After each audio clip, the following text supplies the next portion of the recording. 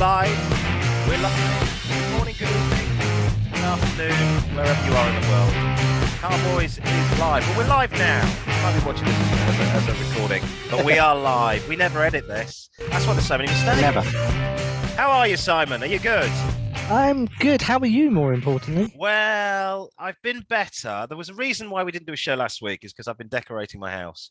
I've been a bit busy. And then the reason this is a bit late is because I've got the dreaded COVID. Finally. The Rona.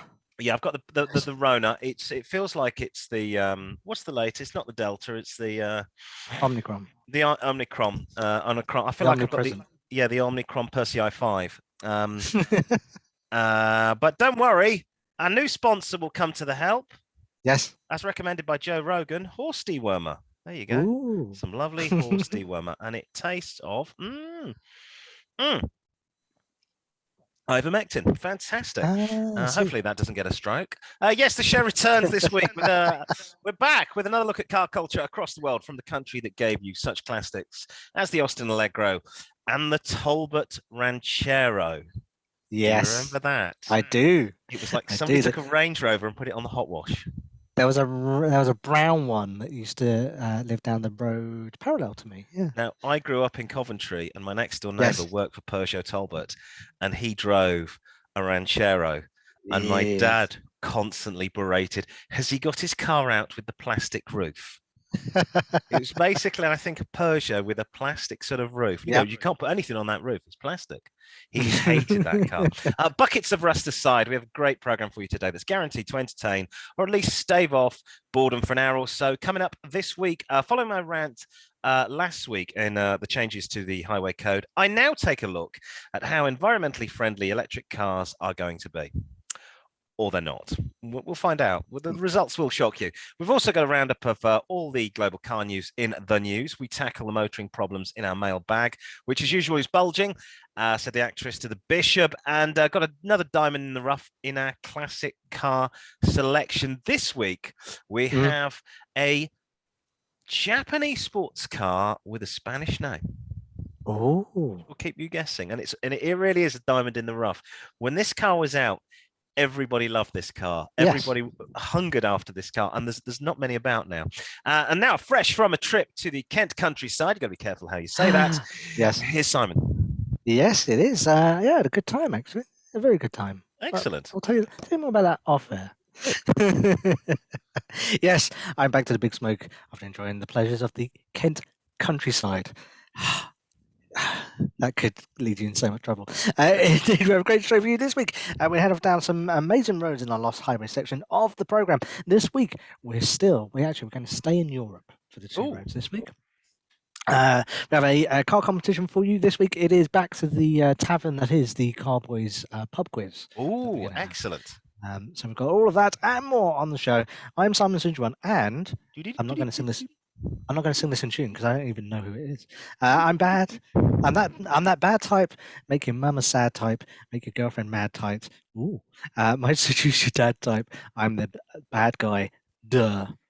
Simon Suji won there with his version of Billie Eilish's Bad Guy. Billie Eilish. Bad Guy, that was, yes.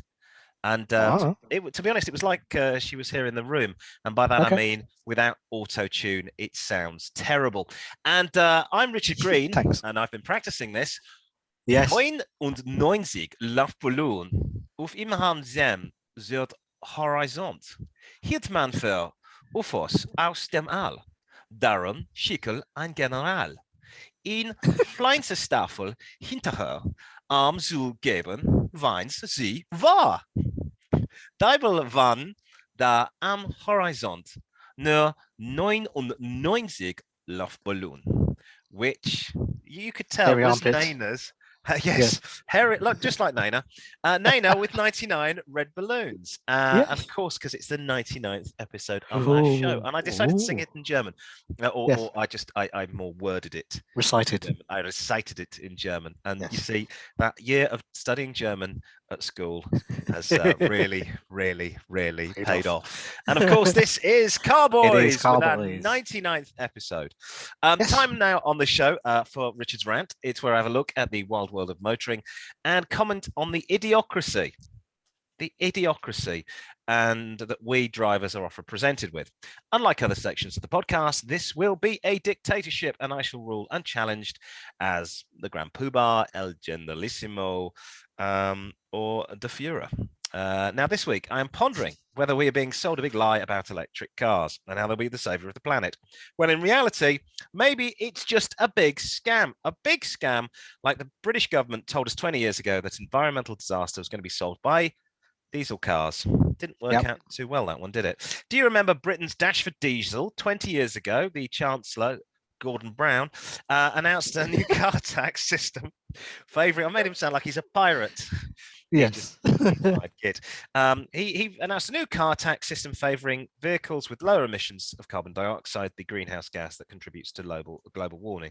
Diesel cars, of course, are more fuel efficient. And by that, I mean they use their fuel more efficiently. They get out of oil more than we get out of petrol, and that's lower emissions.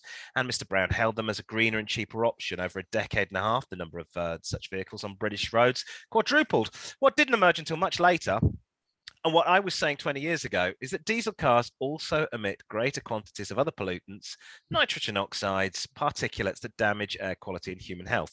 Now, today, diesel is dirty, and many countries penalise drivers with extra congestion charges if they drive a dirty diesel. The Environmental Secretary currently is George Eustace, or as I like to call him, George Useless. He recently commented on the polluting particles produced by battery-powered vehicles. He did have one good thing to say.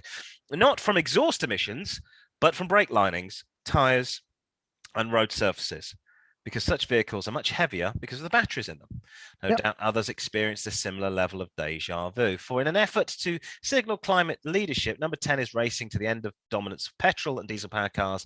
Indeed, it's banning the sale of fossil fuel vehicles, or new ones anyway, by the year 2030. Fails to tell us, though, that electric cars are not the answer for many people for a host of practical reasons. These include their upfront cost, limited range, the time it takes to charge the batteries, the new infrastructure needed for charging points, and the extra power required from power stations. Has anybody noticed their gas and electric bill are going up because we're running out of such resources? More alarmingly, though, a report in the journal Nature suggests that electric cars are heavier than other vehicles, likely kill more occupants in traffic accidents. So maybe Elon Musk has got a point about getting the population of the world down. As for climate change, electric vehicles will do little to arrest it. So for now, at least, they're one of the most least effective and most expensive ways to cut carbon. And economically, they're a bad bet. Last week, a report by the Commons Transport Committee found that taxpayers face an eye-watering $35 billion to plug the gap created to switch to electric cars. At present, owners of such electric cars pay neither fuel duty, which nets 28 billion every year, or excise duty on the vehicles, which brings in 7 billion. And that doesn't go on roads. It goes spent on schools, hospitals, and other priorities such as the police. Fixing roads, I think, amasses for about 10%, allegedly, Who is buying the cars is another concern. Study by the US National Bureau of Economic Research. Almost all electric car subsidies go to the wealthiest 20%, for whom the purchase of an extra car is no sacrifice. In addition, 90% of electric car owners also have a big, fossil fuel vehicle to take on long journeys. It's not panning out well, is it, really? Nope. As for charging, many owner-drivers, this is simply a question of fitting a point to the driveway. But 40% of UK households don't have access to off-street parking. According to some estimates, the cost of global cost of building the infrastructure needed is another 6 trillion. What about the huge increase in power production needed to charge billions of electric cars? Climate change is already adding more than 10 billion annually to Britain's climate policy. It's already adding more than 10 billion annually to Britain's electric car costs as inefficient renewables continue to need support. If the extra power required for charging cars is generated from fossil fuels to keep electricity costs down, much of the environmental gain will be lost. In time, better technology will make cheaper batteries, and cheaper electric cars will become more economical. But concerns over range and recharging will be much more difficult to rectify. The truth is, most people invest in cars because they give them a mobility. They don't want to be stuck with a flat battery or endure 4 stops to top it up. All of the above is why many people are reluctant to embrace electric vehicles, even with huge bribes, which are coming to an end.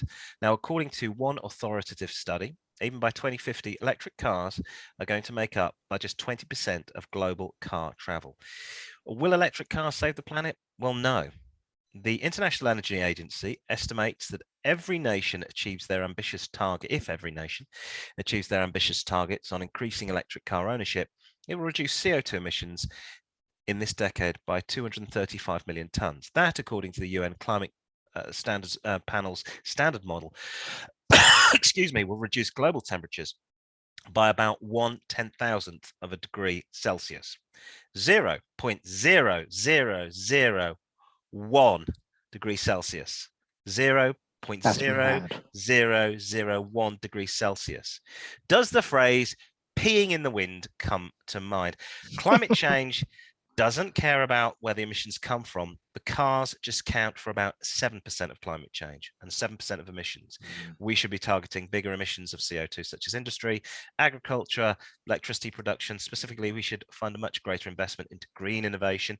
And a lot of what what I'm speaking about today is coming from a Daily Mail article written by Professor Bjorn Lomborg, who's works at Stanford and various other universities as a lecturer and guest lecturer. Reputable source, then.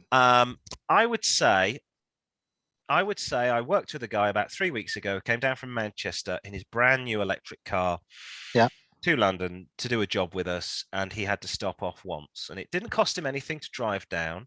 He's got a Hyundai, I think it's Ionus or something. Ionic. Yeah. And he still had to come down, and he said, I stopped off for half an hour, had a cup of tea, and the thing was charged back up.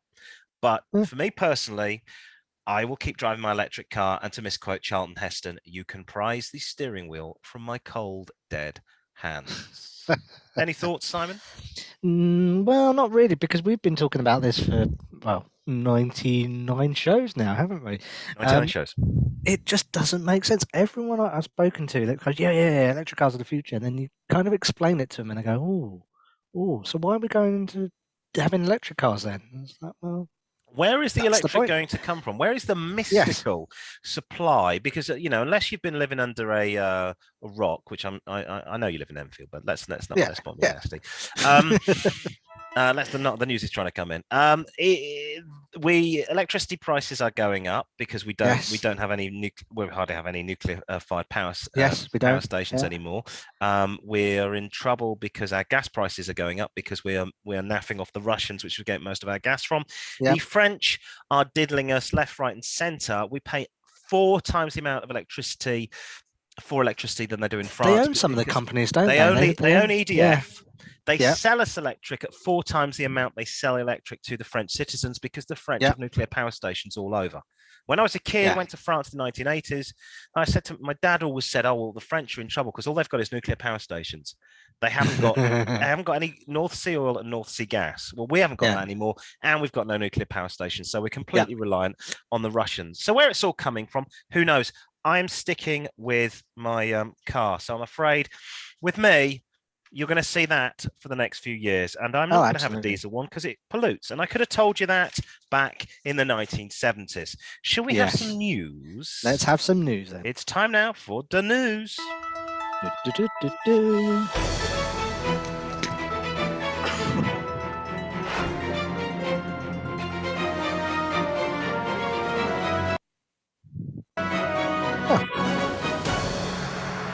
First off, is South African billionaire laments the loss of the fart sound news, and also please excuse Richard. He has got. I have. Yes, I'm a little bit coughing. Chesty said the bishop to the actress. Way. Tesla's Elon Musk has called out the fun police over being forced to issue a recall that disabled a popular boombox feature in hundreds of thousands of vehicles. I know. Sorry about this. Pre-fade on the pre-fade. I know. Is that what Piffle stands for? Solo and Piffle. Yes. Okay, right. I'm fine. Right, I've got it now. Yes, the Piffle. I've only been doing this 30 years, Yeah. Carry on. Last week, the Houston, Texas-based electric vehicle manufacturer were forced to issue a 4th recall in 3 weeks over the boombox feature. There he is. Look at me now. Yeah, pretty Over cool the fart boombox sounds. feature. And let's say you played users play sounds such as fart noises over the loudspeakers from some Tesla cars. Nearly 600,000 vehicles were caught up in the recall ordered by U.S. safety regulator, the National Highway Transport Safety Administration. Musk was asked on Twitter, because that's the only way he talks, about the rationale behind the recall, and he responded, "The fun police made us do it." Tesla is under increasing scrutiny from the NHTSA over concerns vehicles are being shipped with software that isn't properly tested before release. It applies to vehicles, cars, and SUVs. That what Tesla calls the boombox function that allows drivers to play sounds while the vehicle is moving. I have a radio for that. I don't know about you, but it also allows you to do such things as fart sounds or Wagner's Ride of the Valkyries. This is the second of two recalls last week. The first saw the firm forced to recall 27,000 vehicles after tests found the cabin heating system can fail if temperature drops below 14 degrees Fahrenheit, causing the windshield not to defrost properly. The week before, Tesla had to recall nearly 54,000. No, better upside down. 54,000 vehicles in South launching Africa. a Tesla in Australia. Equipped with full self-driving software that allowed the vehicles to run through stop signs at low speeds without coming to complete halt. Oh dear. Now, I Oh haven't dear. included it in this story, but Yes. I'll just give you a quick example. Yes. Honda's VTEC engine, which is in every single Honda. It's a variable valve timing, 2 camshafts. Yep. That's why Hondas sound, they're sports heritage, but they don't sound grunty. They always sound very, like I will compare it to a sewing machine. Yeah. I've owned various Hondas, and that's the sound. It's not. It's quick and it's off the mark. Yep. That engine, I think we're up to something like 7 million, has never been recalled. There's no recall. Yep. Tesla, I mean, what as a company, let's be generous and say they've been around for 10 years. If you look at the recalls on the car, it's like it's almost one every 2 weeks. Recall, recall, recall, recall, recall, recall, recall. And it's pages and pages and pages of cars being recalled. And it's only going to get worse. We've said this on the show before, that what they should have done was actually partnered up with an actual car producer and put their technology in that. Let the car producer worry about the build and all that sort of stuff, and Tesla put the technology in it. I mean, I would say Tesla, I would compare to someone like Foose or ProDrive. That's where you should be going as an innovator, as a developer. Being a car producer, good luck with that. I don't think they're going to be around in the future, and because the big boys like the Fords and the Peugeot Citroen Group and the VW Group and Honda and Toyota in Japan, they've been doing this for decades. They sort of get it. They can afford to go, we're going to release this car. Might not be a hit. Our classic car selection of the week this week was never a hit. It is a good little car, but it was never a hit. For all the reasons, it's a fantastic looking little car. And I just don't think he really gets it. And all these recalls, that's something that a massive corporation, and I don't care what Tesla's worth. I live in a house that's worth nearly £1 million, right? If you took my house and popped it all the way up north, it would be worth about £150,000. It's only worth this because it's in London. And Tesla is only worth share price what Tesla's worth right now, like Dogecoin and Bitcoin, because it is very du jour. It's very trendy. Everybody wants one. But in 10 years' time, when the whole market is flooded with secondhand Teslas that are going for nothing, go and look at a secondhand BMW i3. You can pick these things up for £6,000 because they come with a host of problems because it's an electric car. So if I used to own a car that was as unreliable as a Tesla, and it was called a Rover, and they're not around anymore. Meanwhile, moving on, and in petrol companies and the government continue to shaft the motorist news, petrol prices hit an all-time high over the weekend, triggering fresh concerns about the cost of living. Average prices of unleaded hit the 148.02 pence a litre mark, surging past the previous record of 147.72 pence set last November 2021. Experts warned motorists to brace themselves for record prices on a daily basis, aimed at a perfect storm of global factors, including the Ukrainian crisis. It means petrol could surpass the milestone of £1.50 a litre within weeks. I think I have already seen that on motorways. Yes. Ministers are facing mounting pressure to take action by slashing motoring prices. The RAC wants 20% tax VAT on fuel to be cut dramatically, warning that spiralling costs may leave households' budgets on a knife edge. Meanwhile, the AA poll found 4 in 10 motorists were already cutting back on car usage or other spending. Cost of filling up a family car with a 55-litre tank is now £81.41, up from £58.56 in May 2020, when petrol prices plunged because of the first coronavirus lockdown.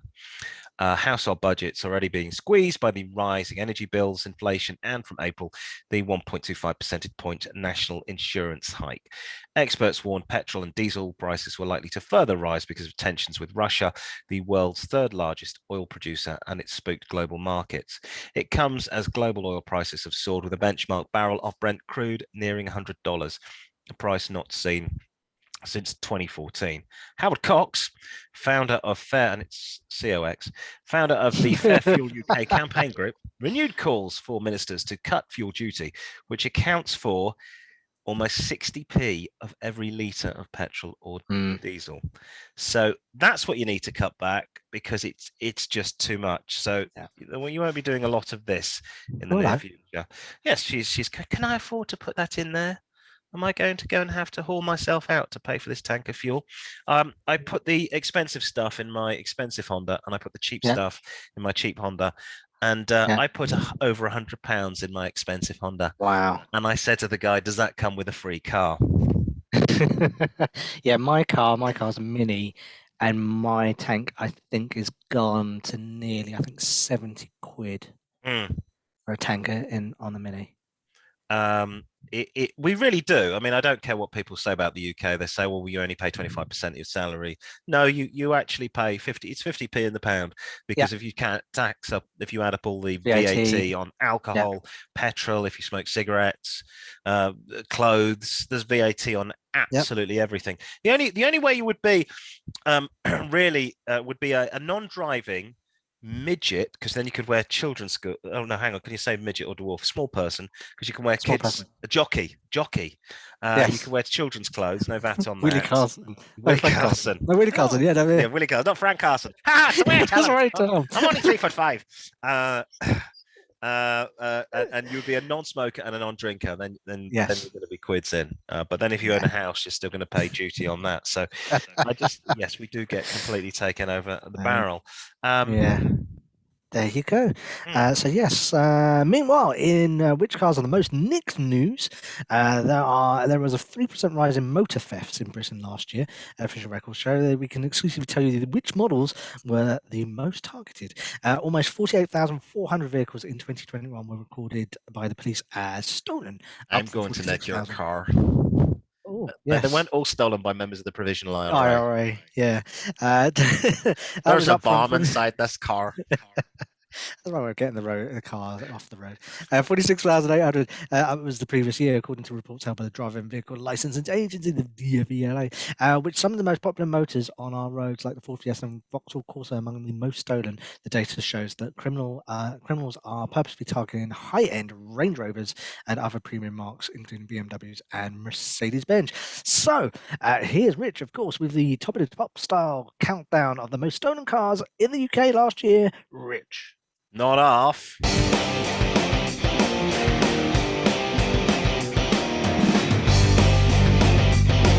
That's right, in at 5. They may have been successfully invaded Poland in 1939. Their cars are being stolen at an alarming rate. It's the Germans and their Mercedes-Benz C-Class, with almost 1,500 stolen in 2021. Staying with the fatherland, and at 4, it's the people's car, the Volkswagen, and the Golf, which had almost 1,800 being stolen. In at bronze, in at 3, a British classic, well, via America, the Ford Focus was nicked with almost 22,000 cars gone. Taking silver at 2, close but no cigar for the yuppie tank that's a home in Surrey Commuterland as it is off-roading. That ever-popular Chelsea tractor, the Land Rover, saw almost 1,800 stolen. And the number one spot, it's unsurprisingly the UK's most popular car to be stolen, the Ford Fiesta, 3,900 nick. There you go. Some interesting cars there. It's interesting, and I did say you have to be a bit careful with this, because to say the Ford Fiesta, it's got the number one spot because the Ford Fiesta simply is more of them. There's simply more of them than there is of Range Rovers. The study goes on to say that it really is the Land Rover that's really being hit. The Land Rovers are being nicked. They're going to Eastern Europe, the Middle East, and Africa. They're not being used in the country. They're not being joyrided. They're being nicked for export. All the Mercedes-Benz C-Class are going to former Eastern Europe, export Poland, because you just take it to Poland and re-register it there. There's plenty of shots in Albania and Romania, people driving around in right-hand drive cars with Romanian plates on. So they've been nicked over here and they're over there. And I assume the same to a lesser extent with the Volkswagen and the Golf. Yes, because I can remember a couple of years ago there was a lot of thefts with Land Rover parts. They weren't actually stealing them; they were just taking the parts. Yes, clearly, and that's the big thing for Africa: are Land Rover parts, and what. Less so the Range Rover, but what a lot of Land Rover enthusiasts do is take the spare wheel from the back and they pop it on the boot and pop it on the roof. If you've got a hardtop, they pop it bang on the roof with locking wheel nuts, and they don't tend to get stolen because you can't then drive that car into a shipping container. But that also does suggest that the Land Rovers are pretty poor when it comes to their security systems. Yeah, it would suggest, wouldn't it? I mean, I mean, you know, it's been getting on for 10 years now since Ford departed from Land Rover and Tata taken over, but it's still the Ford parts bin. And you know, you've obviously got the Ford Fiesta, you've got the Ford Focus.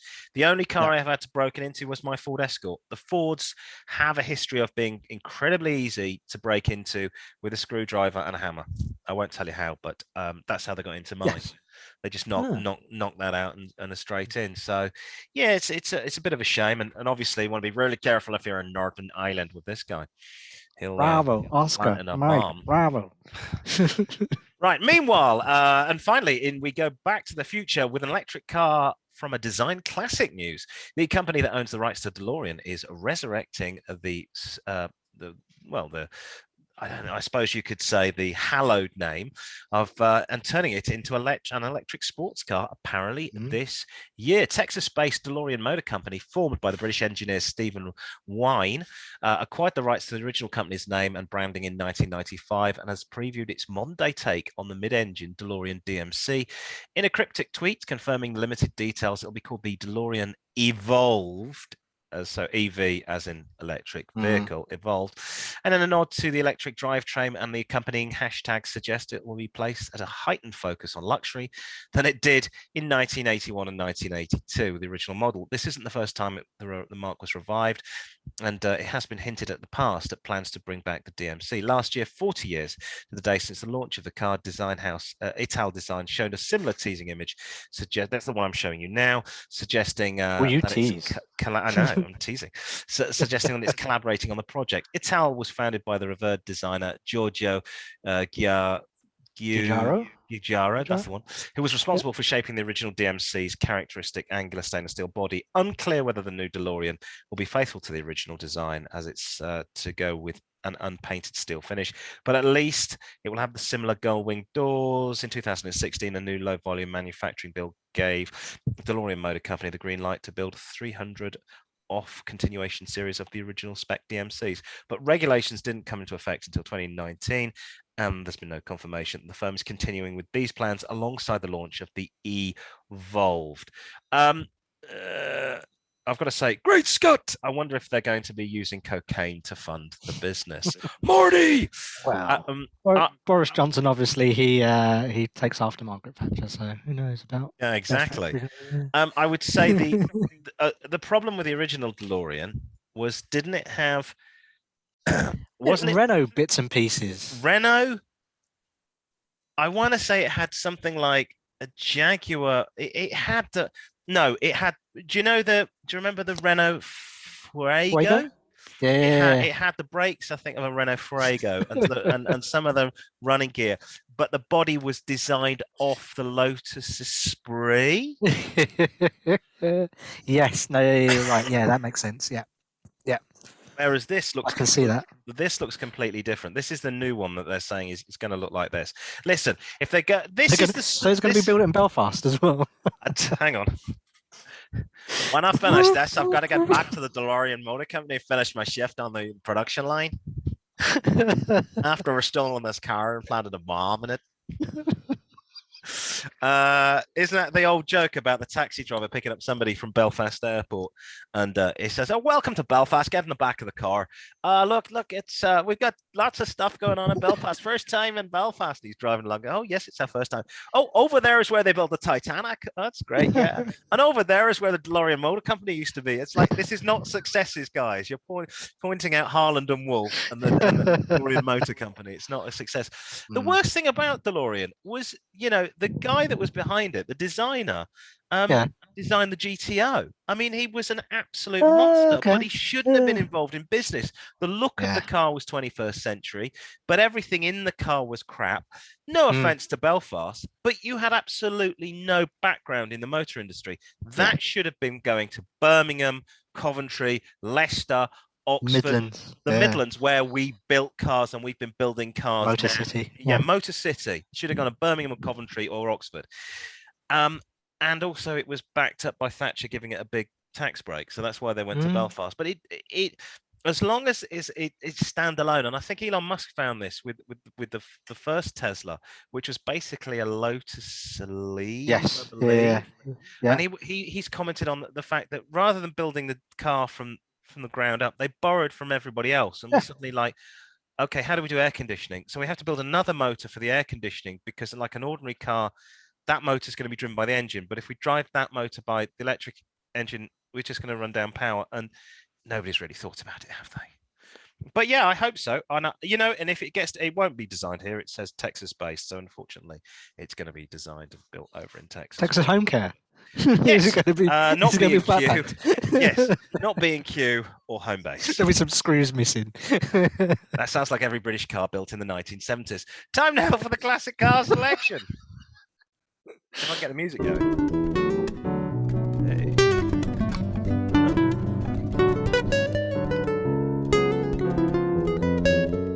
This is very different music from the boys. I think they've been supping on my horse dewormer. They sound very relaxed this week. The Car-Boyz jazz band that live in the basement of my house.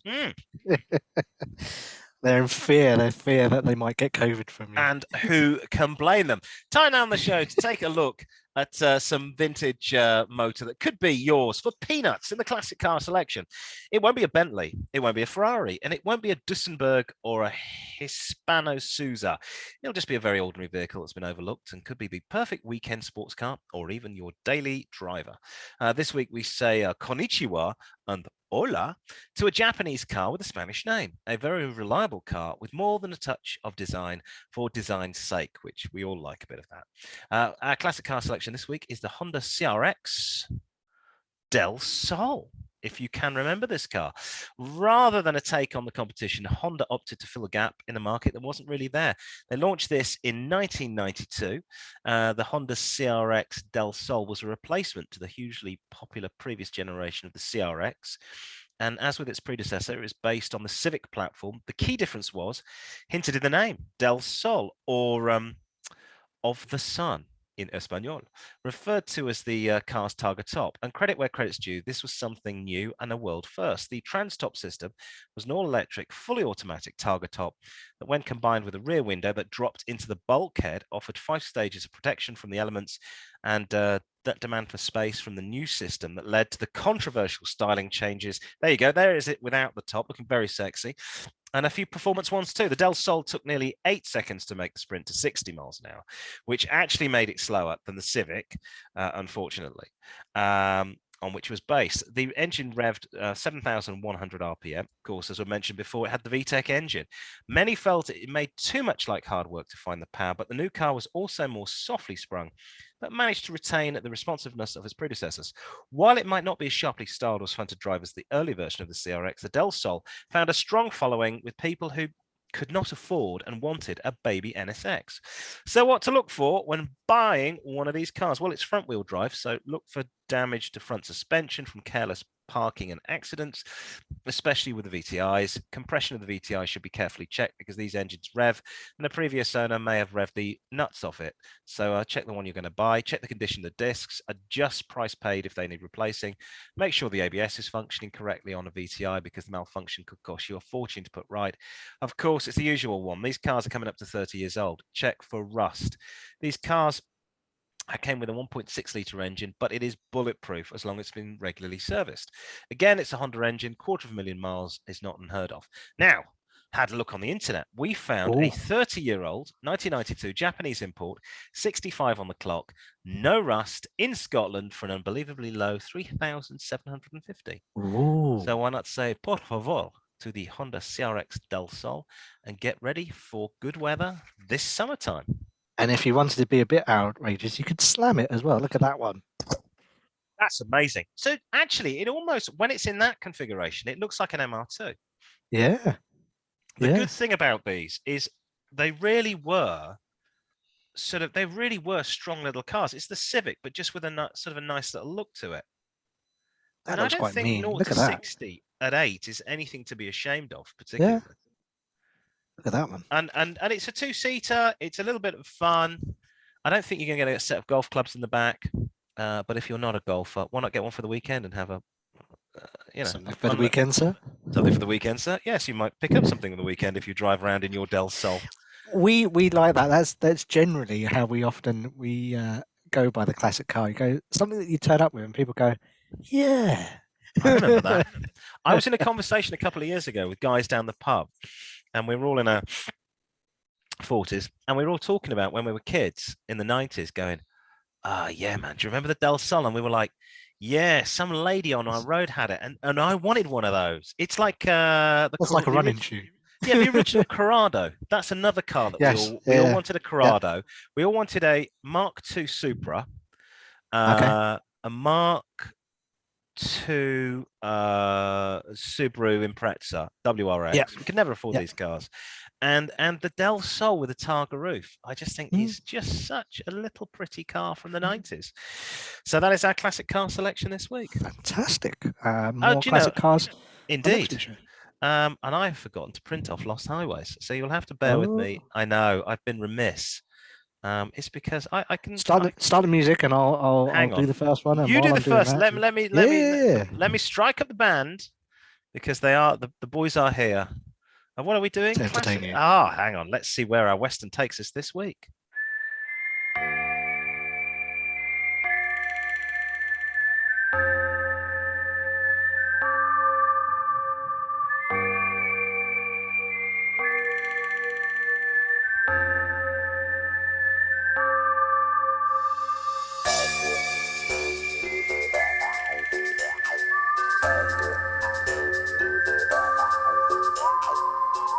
Hoo-ha! Hoo-ha!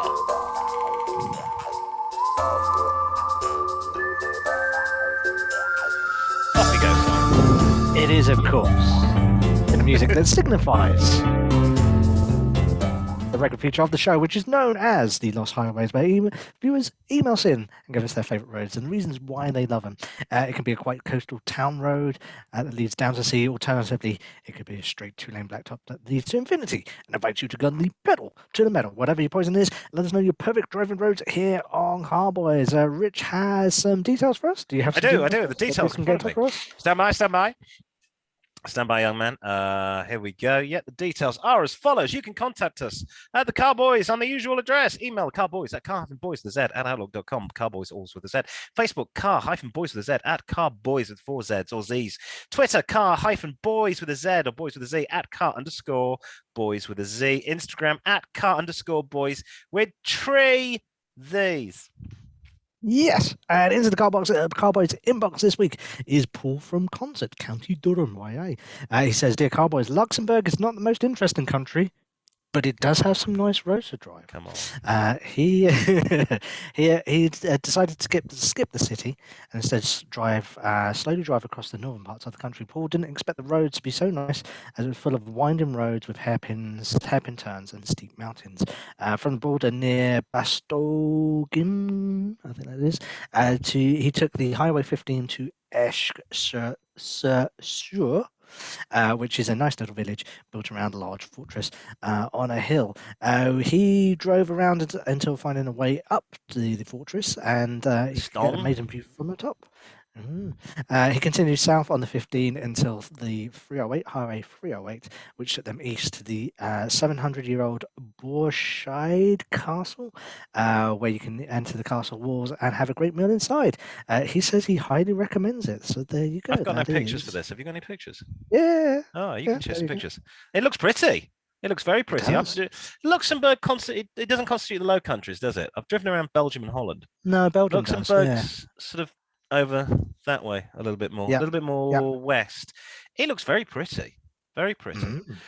We've also had a phone call, and I might get Simon, if you wouldn't mind, to do the pictures for this one. We've had a letter, an email from a letter, like we've had any letters. Oh, I'm waiting for the postman to give me some letters. What is it, 1946? Oh, blimey. The first hang post on, and the second hang post. on. We've had a telegram from Barney in Basildon. It says, stop. Hello, how are you, Car-Boyz? Stop. Have you seen Austin's new motor car? Stop. Barney in Basildon in Essex gets in touch and says, all right, lads, I thought you might like this road. I'm not sure you featured the South Downs. I believe we've not. He says, why not leave the congested roads of Greater London and head down to the scenic South Downs by starting at Chichester? We got somebody in Chichester in the letters. We have, yeah. The 50-mile route will take you through some of the luscious countryside in England has to offer. The roads are not especially challenging, nor overtaking opportunities abundant, but the majority of single-lane carriageways. But the trip is about cruising, enjoying the views, and savouring the picturesque villages. Heading out of Chichester, stick to the 32-mile-long A286 and stop off for coffee at the Weald and Downland Living Museum. Then it's up to Midhurst, when you can pick up the A272, heading west to the historic Winchester, the county town of Hampshire. And stop off at the cathedral as well. Oh, yes, that's very pretty. Yeah, Winchester's great. Cathedral's quite interesting. There's a very good pub, I believe, in Winchester, and I can't remember the name of it. With a checkered black and white floor from the 16th century. Really? Very interesting old coach house, yes. Very in Winchester. Cool. The route he's talking about, the South Downs, is pig, because mobile signal doesn't work, because they're all made of chalk, and the chalk soaks up your mobile signal. But there is a real cool place. I think it's the Devil's Punch Bowl, because it's all national park. I went down there to do a gig at an outside broadcast, and it took me forever to do about 70 miles. It takes forever. Really? It's all very single carriageway, because it's National Trust. It's a national park. Not National Trust, it's a national park. They don't want to build a big highway through it, and so you're all on single roads. But there is a very cool underpass, and I think it's the Devil's Punch Bowl. So you go, and if you open the windows and really hammer the car going through there, yes, you've been on it. Yeah. Obviously not with my Honda. You'd have to drive something a little bit that hasn't got a sewing machine. Yes, I know the one.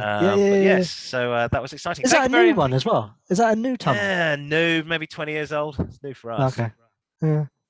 Yeah, that's good. Very exciting part of the world to drive around and easy to get to if you live here. Email, that's all the business. Just stop the YouTube or the Facebook page, and there you can see all of our addresses. I'm going to pick up the guitar now, because it's time to delve into the bulging sack known locally, I'm trying to remember how the song goes, as the mailbag.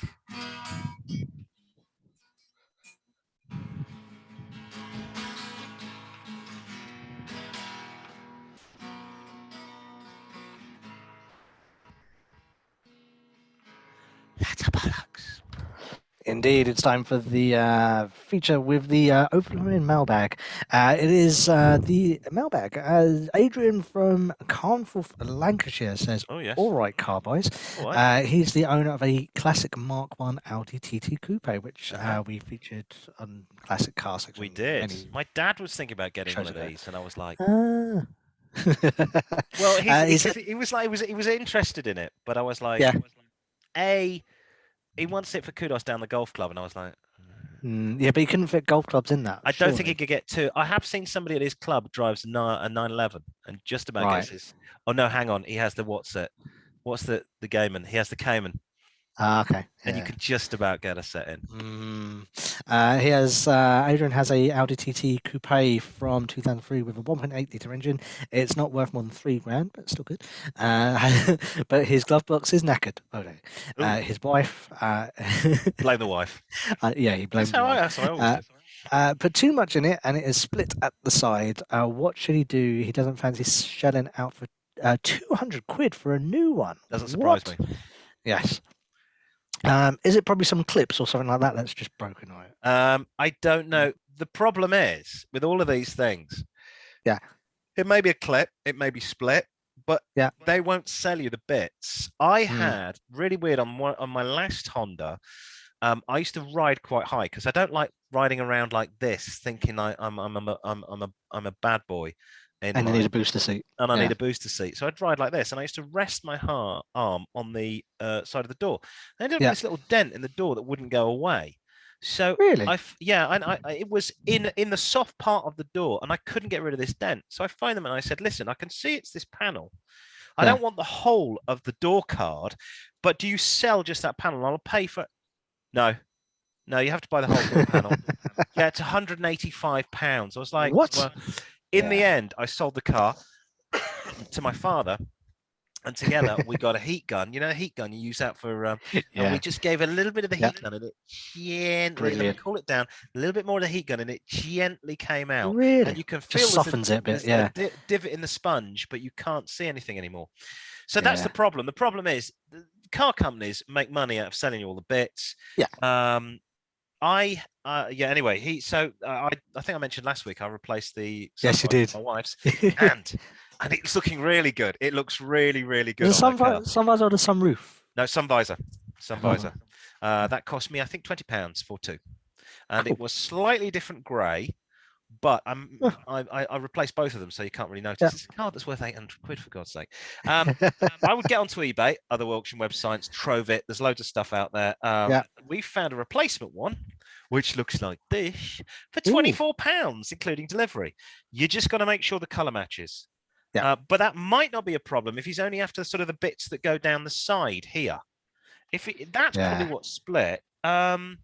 No point spending money on parts. Lots of breakers yards will give you 3 months guarantee on this on the internet as well.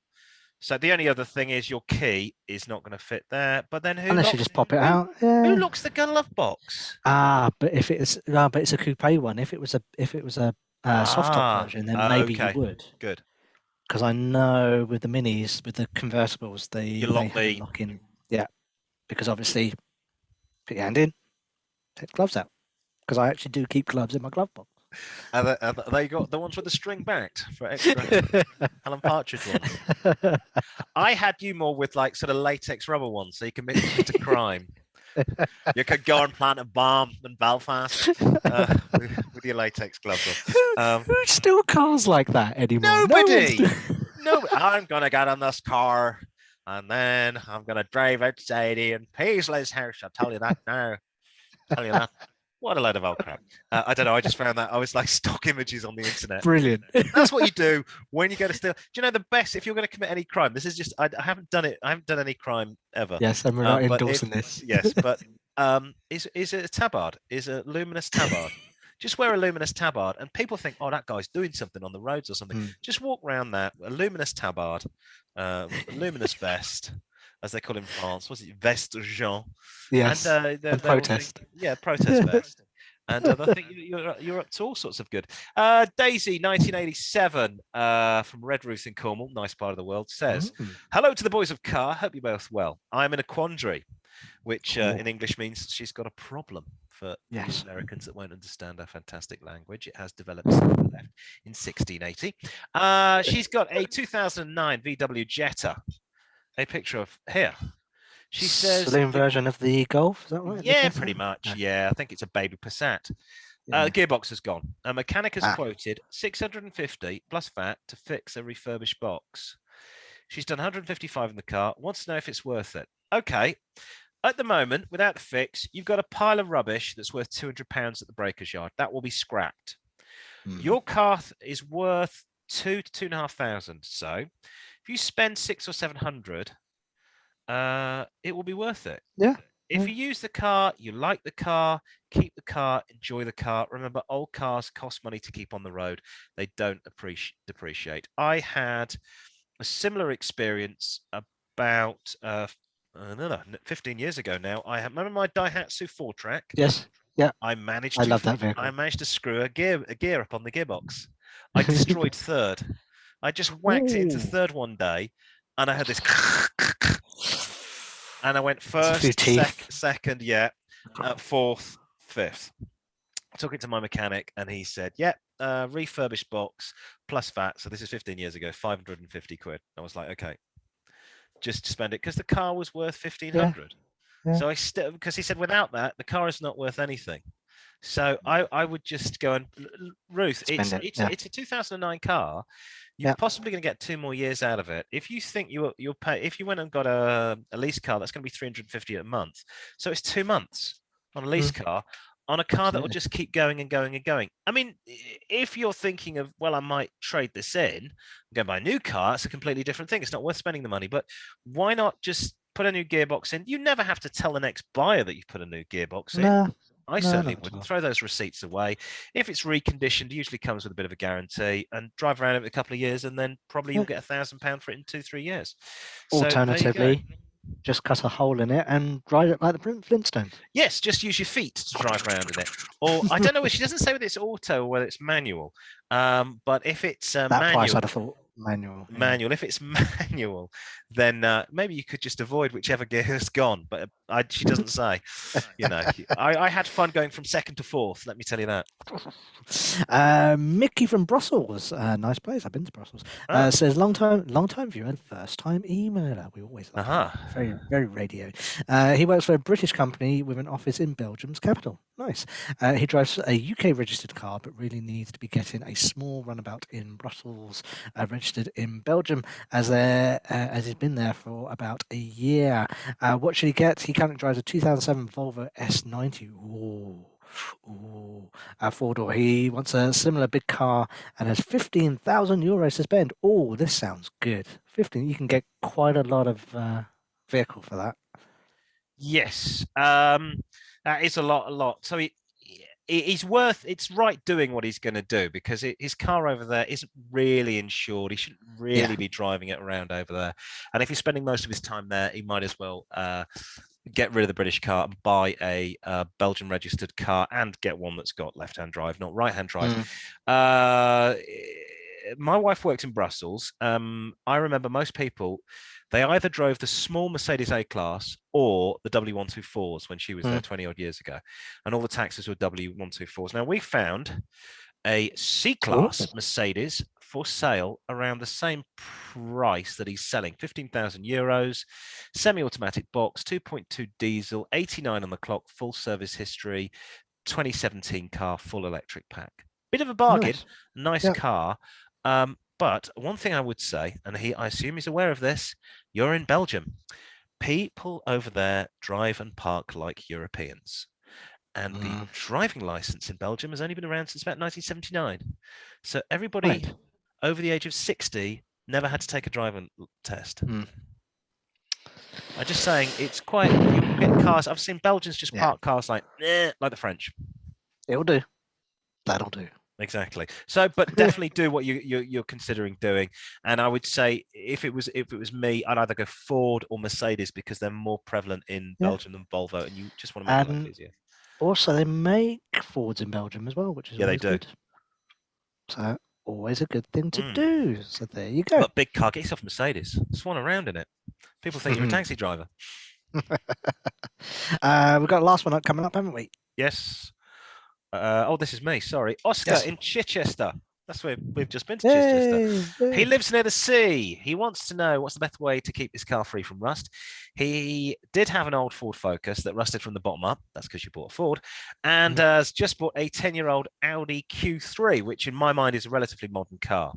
Okay, so you want to do this as much as possible. If you've got access to a garage, jet wash your car at least once a week. Allow it to dry in either a heated garage or a garage with the doors open so the wind can dry off the wet. Modern cars don't rust like they used to, but you are living by the coast and it will rot your car faster than living inland. Best advice is to keep washing the car from underneath as much as possible. Just jet wash it, because salt is also in the air. Cars don't rust like they used to. They used to literally rust after about a year back in the 70s. I had a Fiat Panda, or it's my mother's car that I inherited. That was the 1983 Fiat Panda. We sold that in 1990. It was, there was a hole underneath the driver's footwell. There was a hole underneath the door. We had to replace the passenger door. There was a hole underneath the rear door, which we filled with silicon sealant my dad had found in a garage that was brown. There was a hole underneath the bonnet where the air vents were, again, which we filled with this brown silicon sealant. It was lovely. It was red car with an orange door, and it had 45 on the clock when we sold it, but it was covered in rust. Now my wife has an 18-year-old Honda Civic. There's no rust on the bodywork at all. There's a couple of spots of rust underneath. There's a little bit of rust on the exhaust, which is, and it's the original exhaust, and I keep going underneath once a year, putting rust killer on that spot. Cars have really evolved, but if you're by the seaside, just go and buy yourself a very cheap jet wash just to get the salt off, and especially underneath and around the wheel arch. The sills, the sills are the big thing. I don't know if I can normally get caught up. If I can do it here. A lot of cars now have got this really cool lining on the inside of the wheels, which stops mud sticking to it. It's like a real mesh. It looks a little. I think it's recycled. It's recycled material. Well, it's fantastic stuff, because it will not let the mud, because that's what kills your wheel arches, when you get mud and salt under here and it sits under here and just rots through. I've got a thing where I just use an old pen top and I run the pen top round the wheel of the car, and then I get up there with a hose and or a jet wash, and I get all that rust and mud from the inside. You've got to do that as much as possible to make sure your car. And jet washing is really fun as well. It is a bit of fun. It is a bit of fun. Just careful on the paintwork on plastics, because I have taken it. I remember taking it off some RS wheels. I had an on really? Escort. The silver paint started flicking off. And yes, you can get all your details to us here on the show. If I can get the details up again, there you go. Email the show and get us your request to the mailbag, and I will pull up the music, because I believe it's time now. Somewhere in here, if I can find the right music. It's because I forgot to print off stuff. It's my own fault. It's a game show time. It is.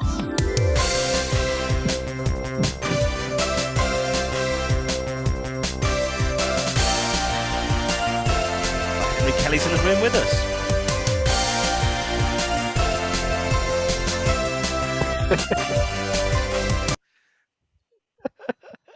It is quiz time. Thank you. It is time for the end of the show. Big quiz. And this week it's back down to the pub for the Car-Boyz pub quiz. A drive through. It's like Henry Kelly's in the room with us then. Yes. It's a drive through the general knowledge of the mountain history. And joining us this week in the tavern is our contestant, Richard from South West London. Hang on, I want my fanfare. There you go. Feeling confident you've got some general knowledge of motoring? Yeah, why not? Yeah, I think I can do this. I'm feeling relatively confident. Excellent. This week you are playing for some racing overalls. There we go. Wow. Ooh, very nice. Hello. I'm not sure I'll get into those. She's that or the overalls. She's large. Does she come with it? Now check if the wife is looking. That's the common line I always use at motor shows when you go and sit in the car. Does she come with it? She come in the car, yeah. Good times. So that's what you're playing for. That anymore, do they? Sexy ladies on. We went to the British Motor Show last summer. There were no sexy ladies. We just had some bloke talking about electric vehicles. God, it was boring. Oh yeah, this will be good. Yeah, shut up. I do remember working with somebody about 20 years ago, and she said, on the side she worked on motoring. Yeah, I worked on, and she worked at some of the. I've been up at Brands Hatch, and I've been down at the NEC. So I thought she leant on the bonnet of the cars, and I went, "Oh, that's quite nice. You model on the cars." Then she was like, I'm a commentator on the cars. I was like, oops. Ooh. Yeah. I don't know. She's attractive. I thought she leant on the cars and went, hello, gent boys, there's a car. Or one of the grid girls. Mm. So let's eyes down looking. Let's go. Question number 1. Got no picture for this one. Okay. What liquid substance was invented in 1926 and is used in the car's cooling system? Is it A, water, or B, antifreeze? Oh, I was thinking Uncle Freeze. It's definitely antifreeze. It is antifreeze. Correct. Hey, 1 out of 1. thank you. Question number 2. Let's find a picture for you.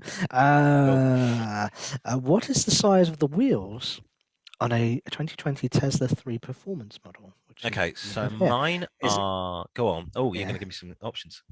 No, let's see if you're working this out from how big your wheels are. Well, mine are 18. My old BMW were 19. The trouble is, this is a big car. Okay, so your options are A, 20-inch, or B, 25-inch. 20 or surely can't be 25-inch. I'm going to say 20. That doesn't look like it's 25-inch. Of course, 25 inches is huge. It wouldn't be 25 inch. Tractor.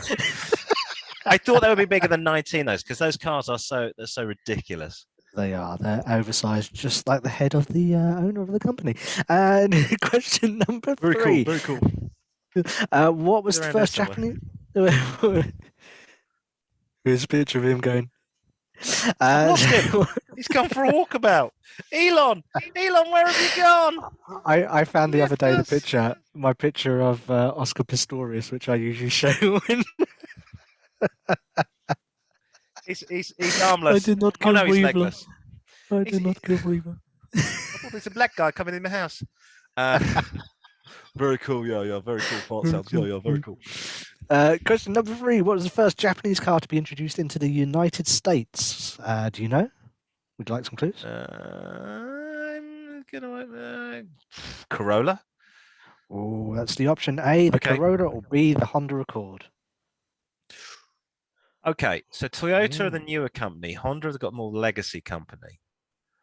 Honda Accord outsells the Corolla in the States. I'm going to say the Accord, Honda Accord.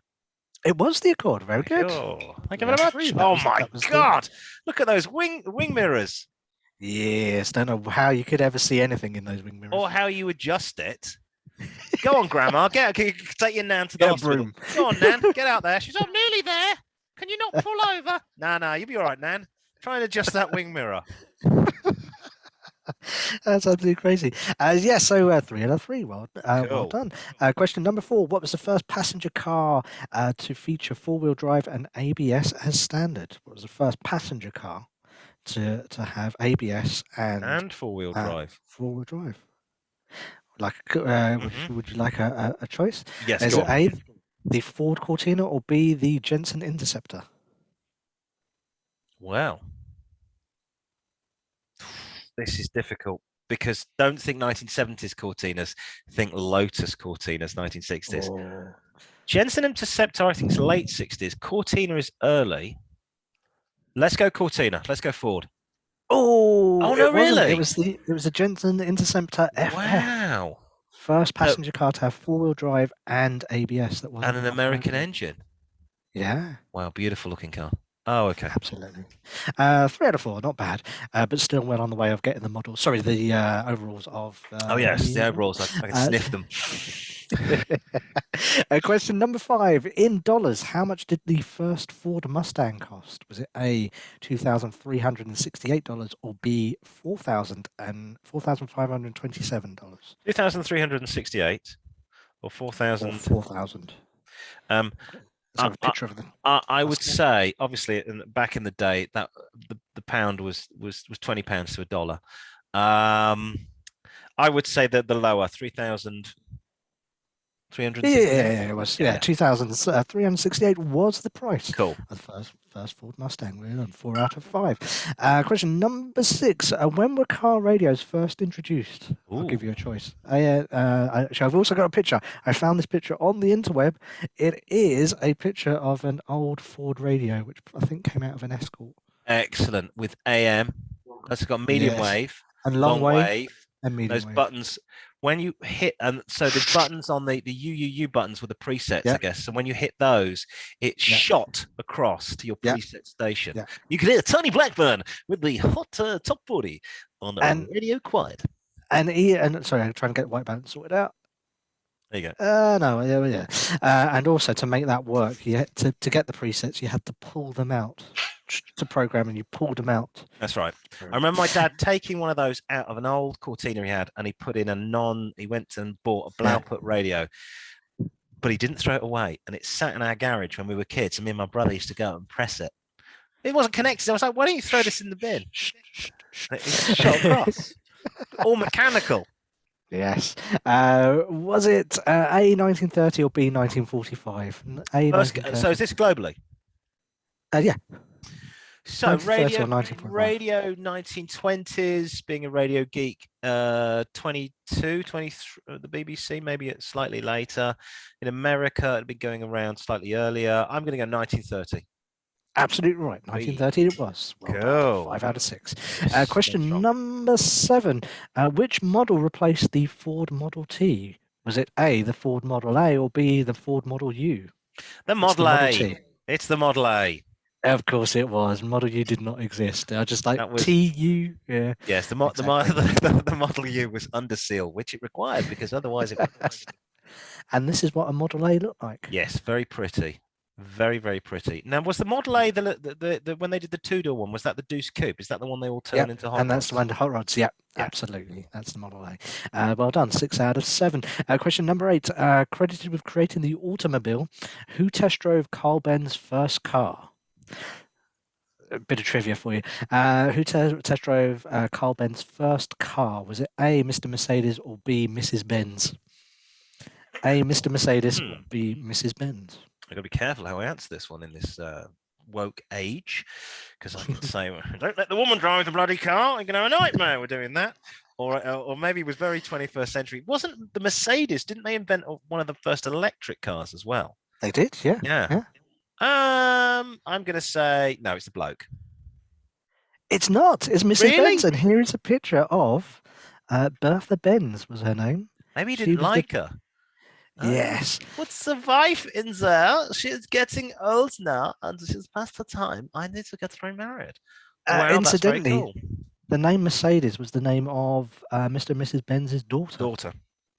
And that's where the name Mercedes came from. Isn't it also oh no, it's Porsche as the bird from Merchant of Venice. This is why I have problems with Porsche. Okay, it's Porsche. Or is it Porsche?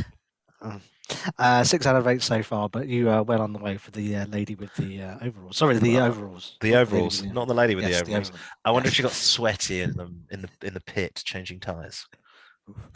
No, because she might have had like hair under her arm like Nana. Maybe James Hunt covered her with champagne in 1978. It looks like it's a photo of that vintage. I said champagne. It is question number 9.